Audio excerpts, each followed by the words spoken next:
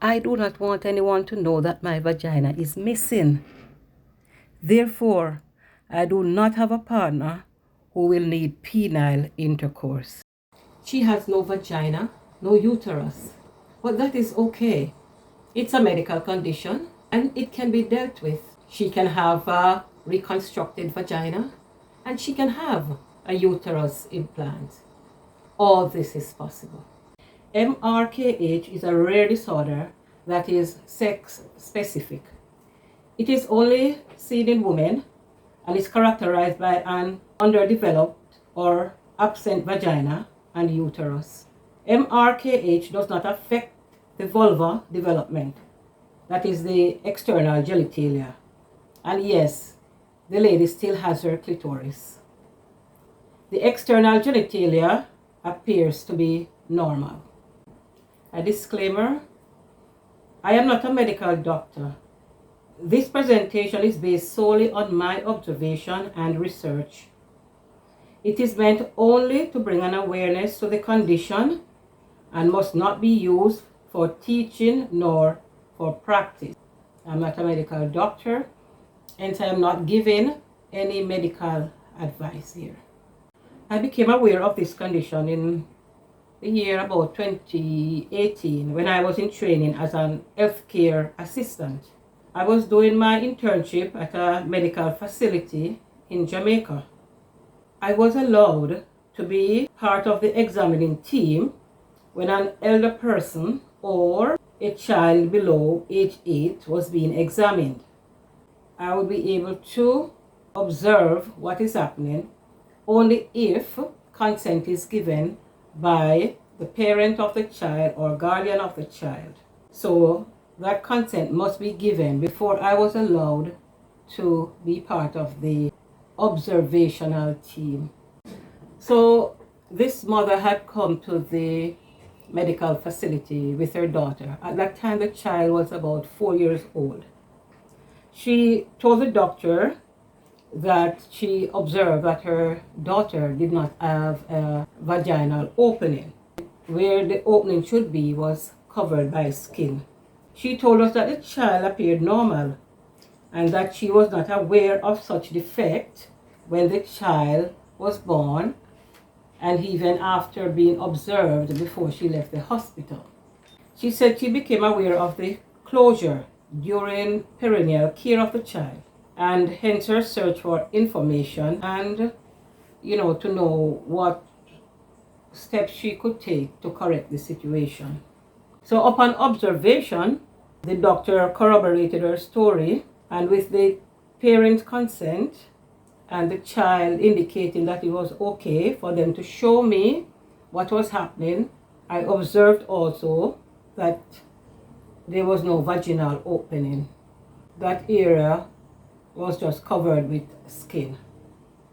MRKH is a medical condition. With this condition, there is no vaginal opening in most cases, and there is no vagina, and the uterus is sometimes absent or underdeveloped. The ovaries are usually intact, and thus fertile eggs, mature eggs, can be harvested. Oftentimes, persons are not aware of the condition before puberty, and it's when the menstrual period is not being observed or experienced that they are made aware that something is wrong. Other persons attempted to have sexual intercourse will realize that it was not possible. I was talking to other persons who said, well, okay, maybe, at that time it's not taken for anything because the child might be young and was just experimenting. So an awareness to the situation was not had. But when the menstrual period is delayed, then that now poses a problem because other females are having their menstrual period and some persons aren't. So this causes an awareness that something might be wrong, and it is at that time that some persons now have the knowledge that they are different. They have no vaginal opening. The vaginal opening is missing. And so there is no period because, for one, the uterus is either absent or it is not fully developed. So there is no endometrial layer to be shed for that person to have a period. And also, there is no vaginal passage nor vaginal opening. So clearly, there is no period. In many cases, I have researched, I realized that persons tend to hide this situation. And in cases where persons can't afford surgery, then they live with this situation and suffer in silence. She has no vagina, no uterus. But that is okay. It's a medical condition and it can be dealt with.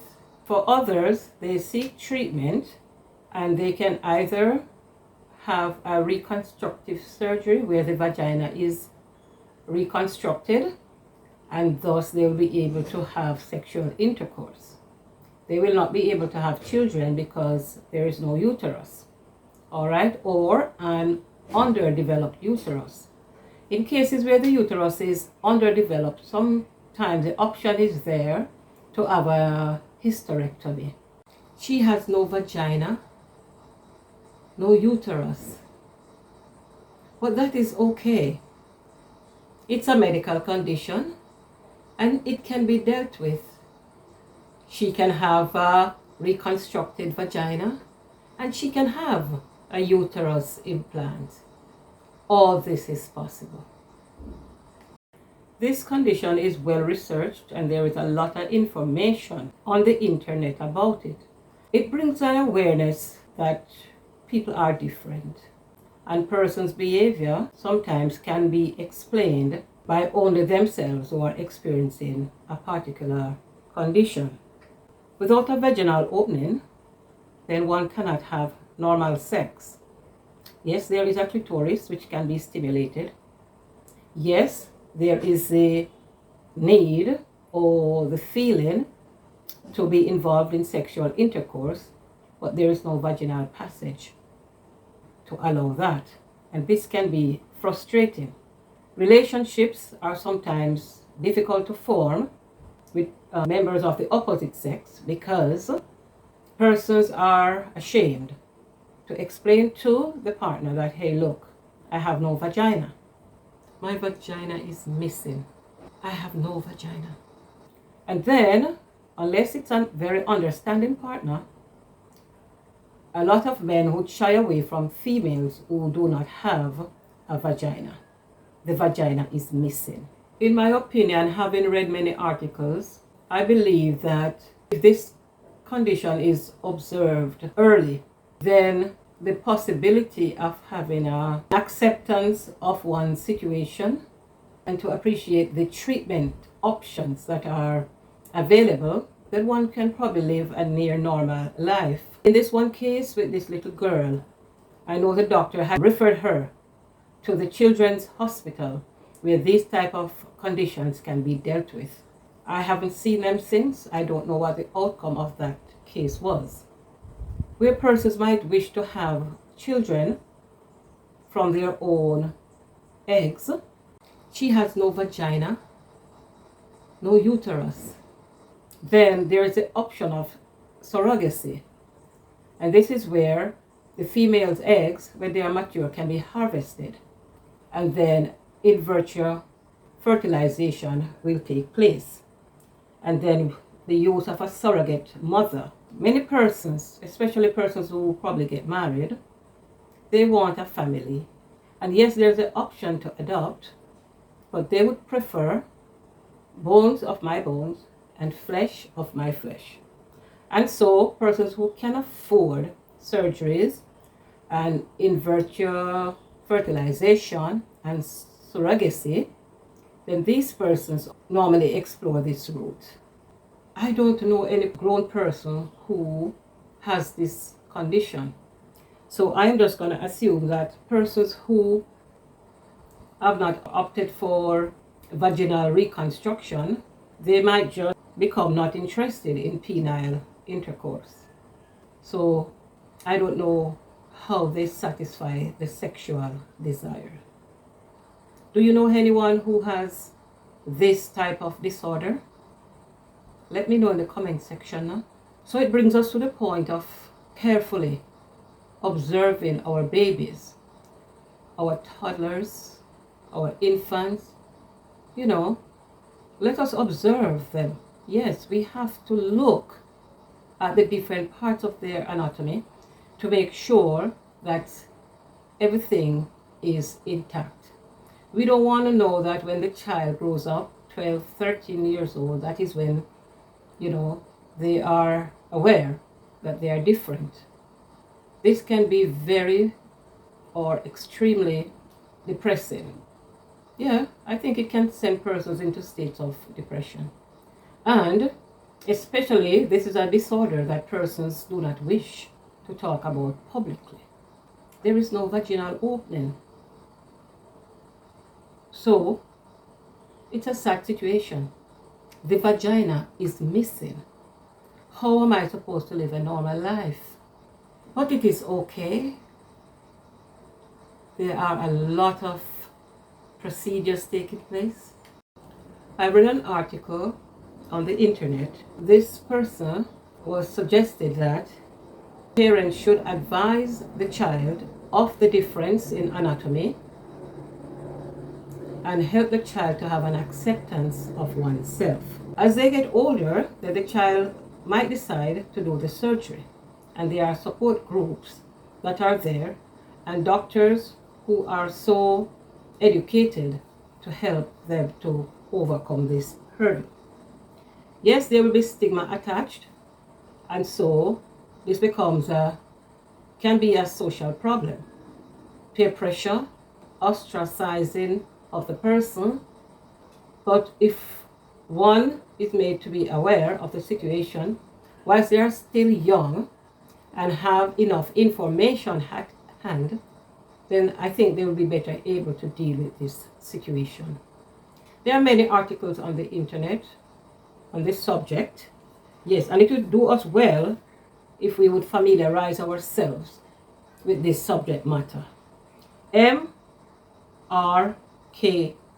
and this is just an abbreviation for a long medical term.